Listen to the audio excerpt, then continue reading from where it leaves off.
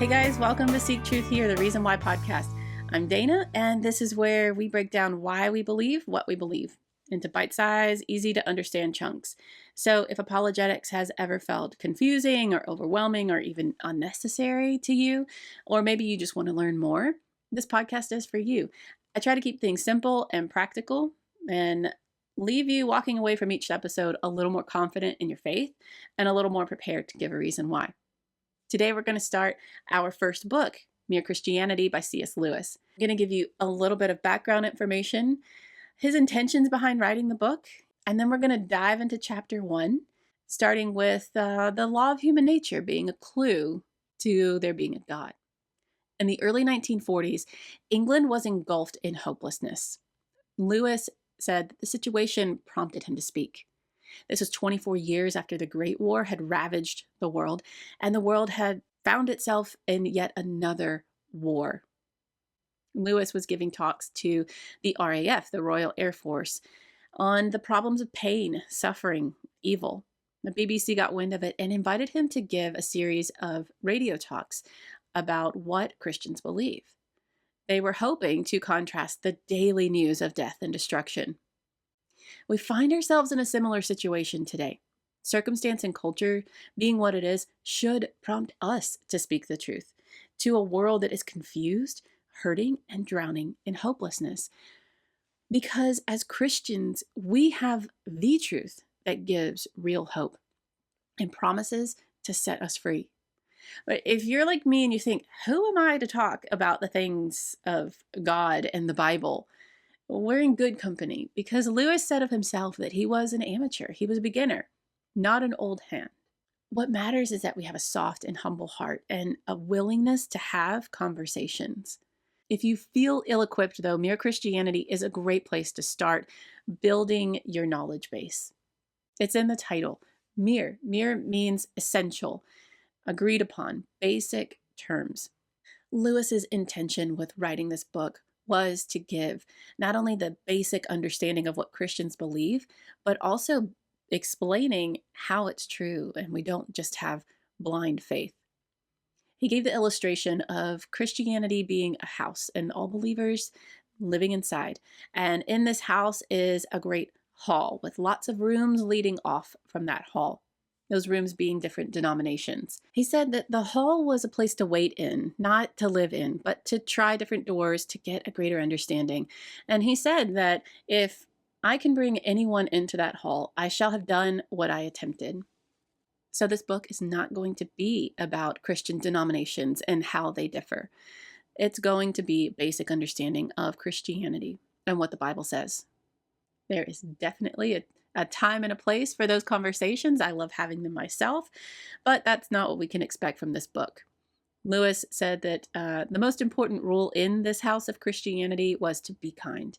Okay, so we have the background, we have the why he wrote it, we have what it is and what it's not. So from 1942 to 1944, Lewis gave the series of radio talks, and then he later compiled it into a book. He sectioned it off into 5 sections, which he called books, each one having a few chapters. Book 1 deals with right and wrong being a clue to the meaning of the universe, which is very contrary to our culture, because we've got media and academia telling us that there is no meaning or purpose, that everything happened by chance and by accident. But in reality, our universe and the world around us, it shows an abundance of evidence that there was and still is intention. This first section, Lewis starts with the thing that we have the most insight for, and that is ourselves, humans. Chapter 1 broaches the smoking gun of there being something more outside of this reality, the law of human nature, also known as right and wrong, the moral law. This stands apart from natural laws like gravity. We all know we drop a stone, it's going down, and that's because gravity is pulling it down, right? The law of human nature is different, and he begins his claim with a universal phenomenon, quarreling or fighting, as I'll call it.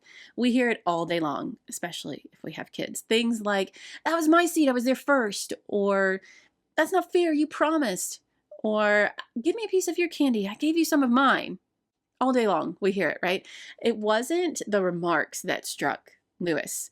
It was the fact that the person appealed to this standard of behavior, and the other person also knew that there was this standard of behavior. We know they knew because generally excuses start right away, or explanations of how they didn't actually do something wrong. Quarreling, it makes no sense if there's no agreed upon standard of right and wrong. Remember, natural laws, there's no choice. They have to be obeyed. But this moral law, this law of right and wrong, we are free to disobey. Well, Lewis does acknowledge that there are some odd outliers of people that don't seem to know that there is this law of right and wrong. But as a whole, the human race has always thought that decent behavior was obvious. If that weren't so, then the negative things that were said about the Nazis and the war crimes, they would make no sense. Because if there's no such thing as wrong, then the Nazis couldn't be blamed for what they did.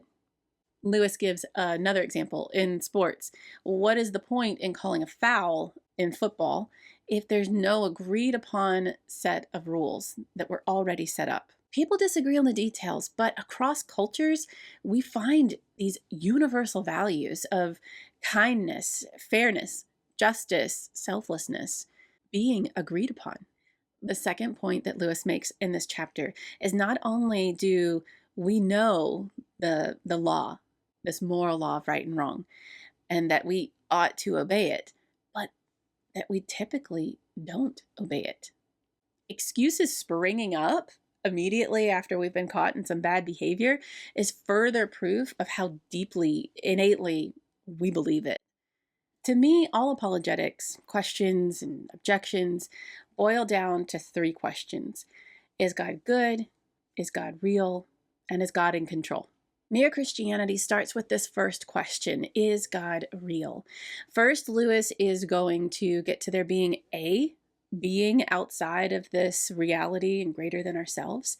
Then he's going to establish that that being is good. Lastly, he's going to arrive at that being, that good being the God of the Bible. Key takeaway one from Mere Christianity is that the law of human nature exists. There's right and wrong. There is a moral law. Romans chapter 2, verses 14 and 15, I'll paraphrase here, says that this law is written on everyone's heart. We all know that there is a standard of right and wrong behavior. Our sense of right and wrong, it's not random. It points to there being something bigger outside of our reality that we measure right and wrong against. Key takeaway two is that we often break this law. Next time we'll look at objections to this idea, and we'll ask, what if morality is just human instinct or social convention? Thanks for listening today. This is Seek Truth Here, the Reason Why podcast. And if today's episode encouraged you or intrigued you, share it with a friend who might find it helpful as well.